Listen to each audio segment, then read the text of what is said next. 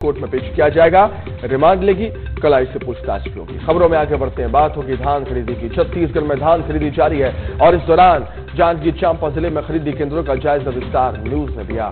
दरअसल जिला मुख्यालय जांजगीर से लगे पैंडरी धान खरीदी केंद्र की स्थिति ऐसी है कि धान जाम होने के हालात बन गए हैं और पर्याप्त चबूतरा नहीं होने की वजह से धान को जमीन पर ही रखना पड़ रहा है। इस तरह अगर धान का उठाव नहीं होता है तो बेमौसम बारिश में धान खराब हो सकता है। कई किसानों के माइक्रो एटीएम नहीं बनने से उन्हें बैंक के चक्कर भी काटने पड़ रहे हैं।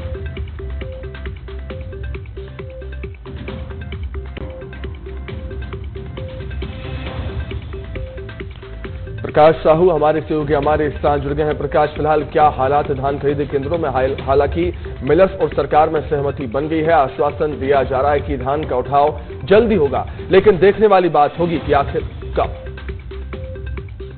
बिल्कुल, देखिए सुमित, हमने जांजगीर चांपा जिले में धान खरीदी केंद्रों का जायजा लिया और आपको यह भी बता दूं कि जांजगीर चांपा जिले में धान खरीदी के लिए 129 केंद्र बनाए गए हैं और 14 नवंबर से यहां धान की खरीदी हो रही है। तो कहीं ना कहीं अब तक जो है धान खरीदी में तेजी आ गई, लेकिन जांजगीर चांपा जिले कई धान खरीदी केंद्र ऐसे हैं जहां अभी बोहनी नहीं हुई है और कई धान खरीदी केंद्र ऐसे हैं जहां पर धान जाम होने की स्थिति है और जहां धान जो है उठाव नहीं होने के कारण वहां बेमौसम बारिश में धान खराब हो जाएंगे। तो कहीं ना कहीं एक बड़ा विषय है। वहीं अभी मौसम भी खराब है और कहीं ना कहीं जमीन पर धान को रखना पड़ रहा है, तो इससे जो जमीन में धान है वो बारिश में खराब होंगे और इसके लिए जो धान खरीदी केंद्र है उसमें पर्याप्त चबूतरे की व्यवस्था नहीं है। तो कहीं ना कहीं एक बड़ा विषय है। और एक बात इसमें ये भी निकल के सामने, जब हमने बनारी धान खरीदी केंद्र का जायजा लिया तो वहां पर प्राइवेट जमीन पर धान खरीदी पिछले 20 सालों से हो रही है। तो कहीं ना कहीं एक बड़ा विषय है। और इस धान खरीदी केंद्र की मैं बात करूं तो यहाँ पर एक भी जो है चबूतरे की भी निर्माण नहीं किया गया है और